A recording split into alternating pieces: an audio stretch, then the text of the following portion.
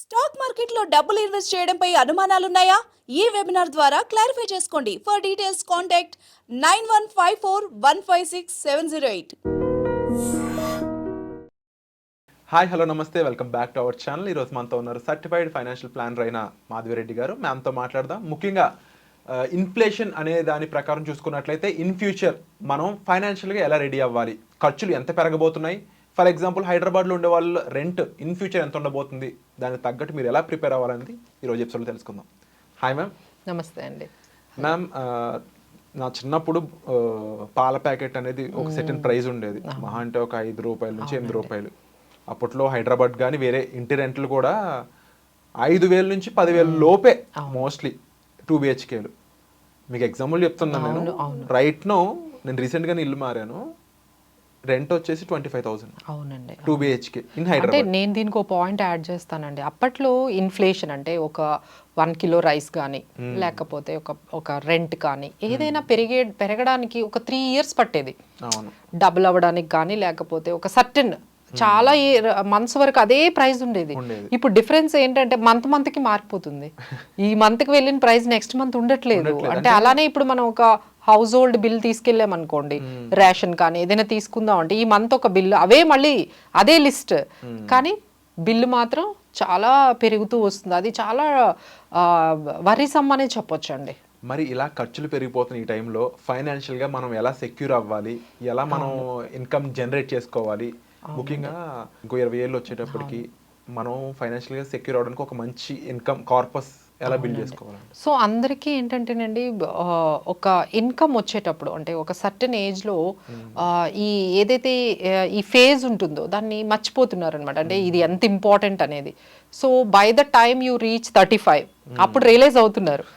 35 వచ్చేటప్పటికి ఇంకా అరే ఇంకేం చేసుకోలేదు, నేను ఇంకా ఏం ఇన్వెస్ట్మెంట్ స్టార్ట్ చేయలేదు అని చెప్పి ఇంకా కంగారు వచ్చేస్తుంది వాళ్ళకి. ఇంకెందుకంటే అనదర్ 15 yearsలో రిటైర్మెంట్ అవుతుంది, ఇంకా మనం 15 years వర్క్ చేయగలము, ఇంత ప్రెషర్లో ఇంకా నేను వర్క్ చేయలేకపోతున్నాను అనేటప్పుడు కానీ వాళ్ళకి అర్థం కావట్లేదు. By the time it will be very late అండి.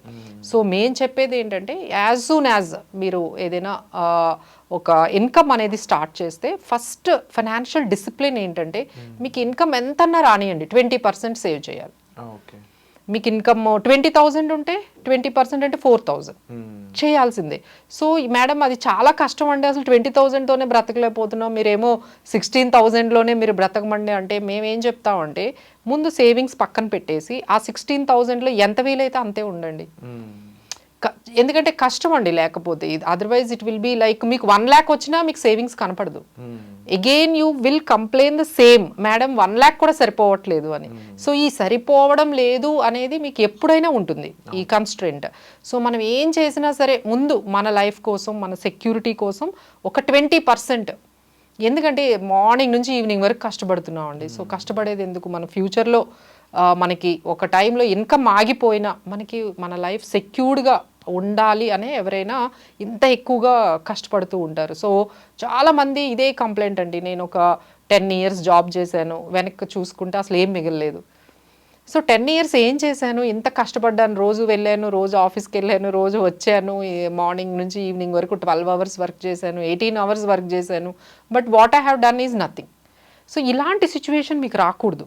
ఒక 10 years తర్వాత మీకు అలాంటి ఫీలింగ్, అరే నేను ఏమీ చేయలేదా, ఈ 10 years కష్టపడ్డాను కానీ నేను ఏమీ సేవింగ్స్ చేయలేదు, ఏమి ఇన్వెస్ట్మెంట్స్ నేను పెట్టుకోలేదనే ఫీలింగ్ రాకుండా ఉండాలంటే don't think like small amount అనేది ఎవరు థింక్ చేయకూడదండి.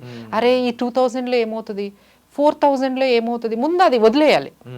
ఫస్ట్ యూ స్టార్ట్ ఏదో ఒక అమౌంట్తో. ఎందుకంటే ఇప్పుడు అంతా మనకి కన్వీనియన్స్ వచ్చేసిందంటే ఈవెన్ 1,000, 2,000 కూడా స్టార్ట్ చేసుకోవచ్చు. So why you are not taking that kind of option? 2,000 అనేది కూడా స్మాల్ అమౌంట్ కాదు. ఏదైనా సరే యూ స్టార్ట్ చేసామా లేదా అనే యాటిట్యూడ్ టువర్డ్స్ సేవింగ్స్ కానీ యాటిట్యూడ్ టువర్డ్స్ ఇన్వెస్ట్మెంట్స్ అనేది ముందు మారాలండి. అది ఒకటి. ఓకే నేను ఇలా సేవ్ చేస్తాను, ఎంతో కొంత మీరు ఫిక్స్ చేసేసుకోండి ఎవ్రీ మంత్. కొంతమందికి ఏంటంటే డిసిప్లిన్ ఉండదు. డిసిప్లిన్ ఉందంటే మీ అకౌంట్లో ఉన్నాయంటే మీరు ఖర్చు పెట్టేస్తారు. You don't have that control. అప్పుడు ఏం చేయాలంటే సిస్టమాటిక్ ఇన్వెస్ట్మెంట్ ప్లాన్ అని ఉంటుంది.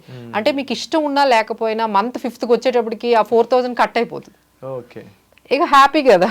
ఇక మీరు చేసినా చేయకపోయినా ఈ మంత్ అంటే ఫిఫ్త్ అనే డేట్ మీరు ఎస్ఐపి అంటే దానివల్లేనండి. దాన్ని మనం సిస్టమాటిక్ ఇన్వెస్ట్మెంట్ ప్లాన్ అంటాం. అంటే మంత్ మీరు 5th అని డేట్ పెట్టారంటే ఆ డేట్కి ఆ 4,000 అనేది ఇన్వెస్ట్మెంట్ మీ కరెంట్ మీ సేవింగ్స్ అకౌంట్లో నుంచి ఇన్వెస్ట్మెంట్కి వెళ్ళిపోతుంది. So that will make you a disciplined.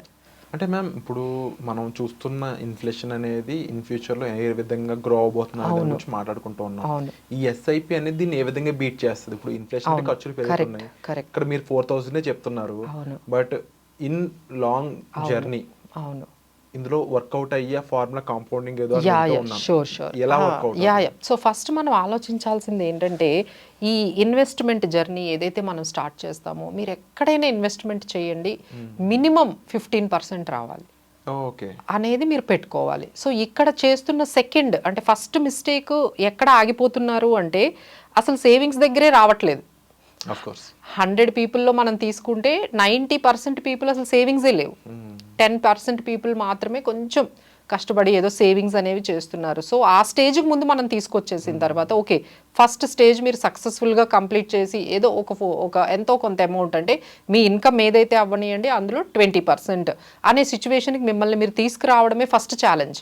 ఆ ఛాలెంజ్ కంప్లీట్ చేసిన తర్వాత చాలామంది చేస్తున్న మిస్టేక్ ఏంటంటే తక్కువ రేట్ ఆఫ్ రిటర్న్ వచ్చిన వాటిల్లో మిక్స్ అయిపోతున్నారు, అంటే ఫిక్స్ అవుతున్నారు. అంటే ఏంటి, అది తీసుకొని వెళ్ళి ఏదైనా చిట్టు కట్టడం, అది తీసుకొని వెళ్ళి లేకపోతే ఏదైనా ఒక బ్యాంక్లో లేదు ఒక పోస్ట్ ఆఫీస్లో ఒక రికరింగ్ డిపాజిట్ ఏదైనా చేసేయడము, ఇంత తక్కువ అమౌంటే కదా ఓ పోస్ట్ ఆఫీస్లో ఏదైనా చేయడము, లేదు ఏదైనా గోల్డ్ స్కీమ్లో పెట్టేయడం, ఇలాంటివన్నీ లేదు అంటే బ్యాంకుకి సంబంధించినవి ఏవైనా ఇలాంటి మిస్టేక్స్ అన్నీ చేస్తున్నారండి. సో సెకండ్ మిస్టేక్ మీరు ఏం చేయకుండా ఉండాలి అంటే you should not constraint your self with lower interest rate.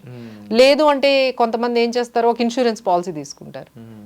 ఇప్పుడు నేను చెప్పిన ఈ ప్రోడక్ట్స్ అన్నీ కూడా చాలా తక్కువ రేట్ ఆఫ్ ఇంట్రెస్ట్ కదా. సో వీటి నుంచి మీరు మిమ్మల్ని మీరు ఎడ్యుకేట్ చేసుకొని అవేర్నెస్ క్రియేట్ చేసుకొని ఇప్పుడు ఇలాంటి ప్రోగ్రామ్స్ ద్వారా మనం అర్థం చేసుకోవాలి ఏంటంటే ఈ ఇన్ఫ్లేషన్ మీరు ఇప్పుడు ఏదైతే మాట్లాడుతున్నారో ఈ ఇన్ఫ్లేషన్ని బీట్ చేయాలి అంటే మినిమం 15% కావాలి.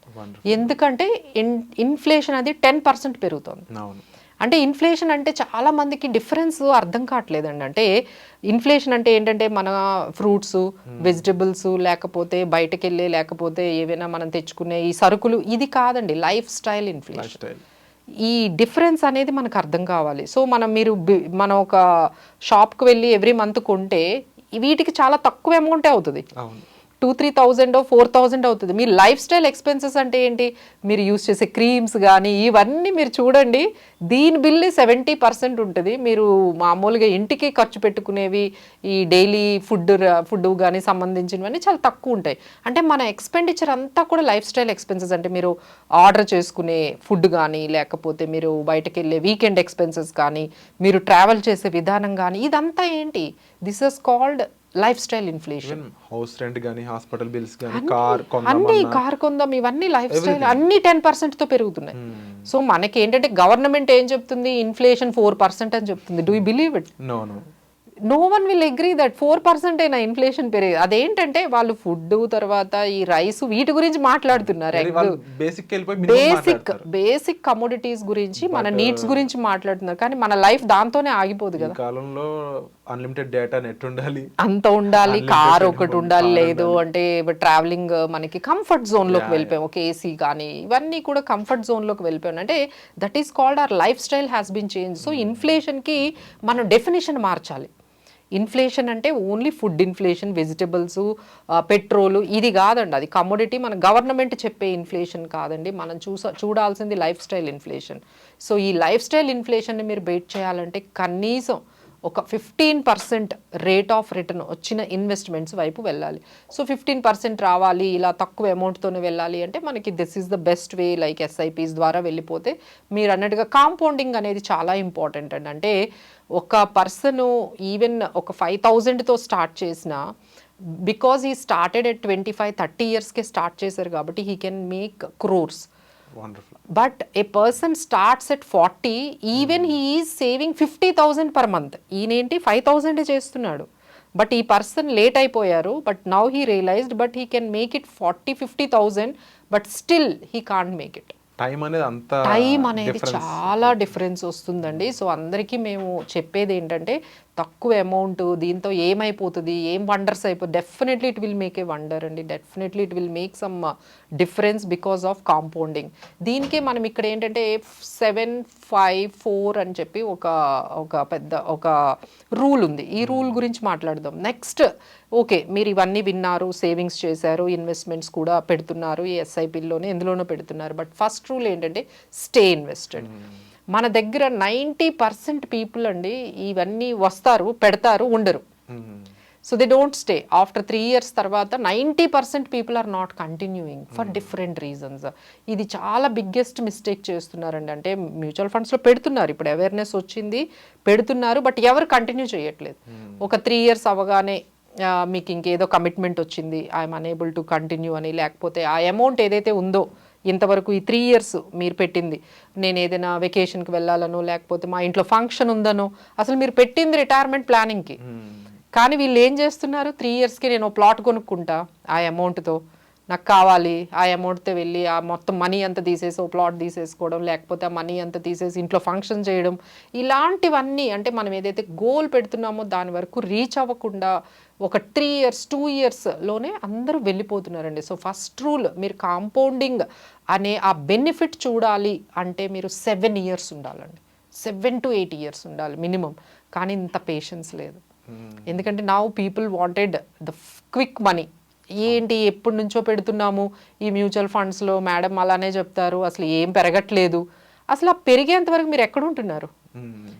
అసలు పెరిగేది, మీరు దాన్ని డబల్ అయ్యేది చూడడానికి మీరు అసలు ఎక్కడ ఉంటున్నారు? You are just leaving in abruptly between గానే వెళ్ళిపోతున్నారు అన్నమాట. డెఫినెట్లీ ఒక ప్రాసెస్ కానీ ముఖ్యంగా ఫైనాన్షియల్ ప్రాసెస్ పేషెన్స్ మనం ఫాలో అవుతున్నప్పుడు మనకు ఉండాల్సిన పేషెన్స్ అండ్ డిసిప్లిన్ అండి. కన్సిస్టెన్సీ ఉండాలి. కన్సిస్టెన్సీ. అవును, ముఖ్యంగా మీరు చెప్పిన ఎస్ఐపి సిస్టమేటిక్ ఇన్వెస్ట్మెంట్ ప్లాన్ లోనే అదంతా ఫుల్ఫిల్మెంట్ ఉంది. అవును అవును, సో జనరల్ మన ఆడియన్స్ కావాల్సింది ఏంటి అంటే ప్రాపర్ గైడెన్స్. అవునండి. As a guide, as a coach, me mentorship అనేది వాళ్ళకి చాలా అవసరం. అవును. అండ్ ఒక మెంటర్షిప్ గిని వాళ్ళకి దొరికితే ఎక్కడ ఇన్వెస్ట్ చేయాలి, ఎంత ఇన్వెస్ట్ చేయాలి, ఏ విధంగా ఇన్వెస్ట్ చేయాలి, దానివల్ల వాళ్ళకి వచ్చే బెనిఫిట్స్ ఏ విధంగా ఉంటాయి. ముఖ్యంగా మనంతా మనం చేసుకునే దానికన్నా ఒక డాక్టర్ వచ్చి మెడిసిన్ వేసుకోమంటే మనం మాట వినే విధానం మారిపోతుంది. అవును. అలాగే ఒక ఫైనాన్షియల్ డాక్టర్ కూడా ప్రతి ఒక్కరికి ఇప్పుడున్న సిచ్యువేషన్లో అవసరం అన్నమాట. లక్కీలీ మీరు కూడా ఇది గమనించి వెంటనే ఒక వర్క్ షాప్ మోడల్ అనేది డిజైన్ చేయబోతున్నారని తెలిసింది.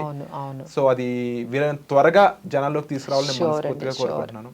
రైట్ అండి. సో ఇప్పుడు ఏంటంటే దెర్ ఆర్ 2 things అండి. ఫస్ట్ ఏంటంటే డూ ఇట్ యువర్ సెల్ఫ్. అంటే మనం ఓన్గా చేసుకుంటే ఎలాంటి కాన్సిక్వెన్సెస్, ఎలాంటి బెనిఫిట్స్, లేకపోతే ఎలాంటి లాసెస్ వస్తాయి. లేదు మనం ఒక ఫైనాన్షియల్ ప్లానర్ దగ్గరికి వెళ్ళి మన పర్సనల్ ఫైనాన్సెస్ అన్నిటినీ మెయింటైన్ చేసుకుంటే దాంట్లో వచ్చే బెనిఫిట్స్ కానీ దాంట్లో ఉండే డిసడ్వాంటేజెస్ ఏముంటాయి అనేది క్లియర్గా అర్థం కావాలి. ఇప్పుడు డూ ఇట్ యువర్ సెల్ఫ్ అంటే ఇప్పుడు అందరికి కొత్తగా ఒకటి అలవాటు అయిపోయిందండి. అంటే ఏంటి, అన్ని మనమే చేసేసుకుందాం. గూగుల్కి వెళ్ళడము, లేకపోతే ఆర్టిఫిషియల్ ఇంటెలిజెన్స్ మీ వాట్సాప్లోనే వచ్చేసింది, ప్రతిదీ వాళ్ళని అడిగేయడం, నాకు ఇది కావాలి అనగానే అదేదో చెప్తుందండి. సో దాని ప్రకారం వీళ్ళు వెళ్ళిపోతూ ఉంటారు. But after certain time they will understand it is not working. Repercussions వచ్చినప్పుడు ఎలా హ్యాండిల్ చేయాలి అనేది తెలియట్లేదు. సో అదేంటంటే ఇప్పుడు మీకు ఏదైతే మీరు ఓన్గా సెర్చ్ చేసేసి, లేకపోతే వీడియోస్ చూసేసి, గూగుల్ సెర్చ్ చేసేసి మీరు ఓన్గా చేసేసుకుంటే అవన్నీ జనరలైజ్డ్ స్టేట్మెంట్స్ అండి. దానికి మీరు ఎవరో తెలియదు. వాట్ యు ఆర్, మీరు ఎట్లా ఉంటారు, మీ లైఫ్ స్టైల్ ఏంటి, మీ సిచ్యువేషన్ ఏంటి, మీ నెట్వర్త్ ఏంటి, మీ అసెట్స్ ఏంటి, మీ లైబిలిటీస్ ఏంటి, ఇవన్నీ వాటికి తెలుస్తుందండి. Nothing. So they are just giving whatever you are searching on Google and all. అవన్నీ ఏంటంటే ఓన్గా మీరు ఒక యాప్ ఓపెన్ చేసేస్తున్నారు, ఆ యాప్ మిమ్మల్ని ఎక్కడికో తీసుకెళ్ళిపోతుంది. ఇప్పుడు జరుగుతున్నది అంతా ఏంటంటేనండి, ఎప్పుడైతే మీరు డూ ఇట్ యువర్ సెల్ఫ్కి వెళ్తున్నారో, ఒక యాప్కి వెళ్తున్నారు, ఆ యాప్ ఫ్రీ అని చెప్పేసి మీరు వెళ్తున్నారు, అక్కడ ఫ్రీ కాదండి, you are becoming a product. మీరు దానికి ప్రోడక్ట్ అంతే. అక్కడి నుంచి వాళ్ళు మీకు ఏది ఫ్రీగా ఇవ్వరండి. అక్కడి నుంచి మిమ్మల్ని, మీరు మ్యూచువల్ ఫండ్స్ అని వెళ్తారు, వాళ్ళు నెమ్మదిగా మిమ్మల్ని స్టాక్స్ వైపు తీసుకెళ్తారు.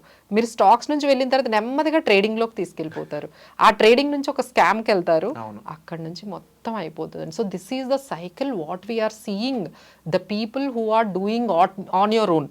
ఒక యాప్ క్రియేట్ చేసుకొని ఒక ఇన్వెస్ట్మెంట్స్ మొదలు పెట్టడం అనేది ఏంటంటే మీరు అక్కడ ప్రోడక్ట్ వాళ్ళకి మీరు ఎప్పుడైతే ఆ యాప్లోకి వెళ్ళారో they are sending so many other things కదా. అవును, మీరు ఇది చేయండి బాగుంటుంది, అది చేయండి అని చాలా, ఎందుకంటే మీ ఇన్ఫర్మేషన్ అంతా వాళ్ళ దగ్గర ఉంది కదా. మన నెసరీ దాటి వాళ్ళ అవకాశాల్లోకి వెళ్ళిపోయి ఎటు వెళ్ళిపోయి మీరు ప్రోడక్ట్ అయిపోతున్నారు వాళ్ళకి. సో వాళ్ళు ఏం చేస్తున్నారు, వాళ్ళకి ఏది కావాలో అది మీకు పంపిస్తూ ఉంటారు, పాపప్ అవుతూ ఉంటుంది.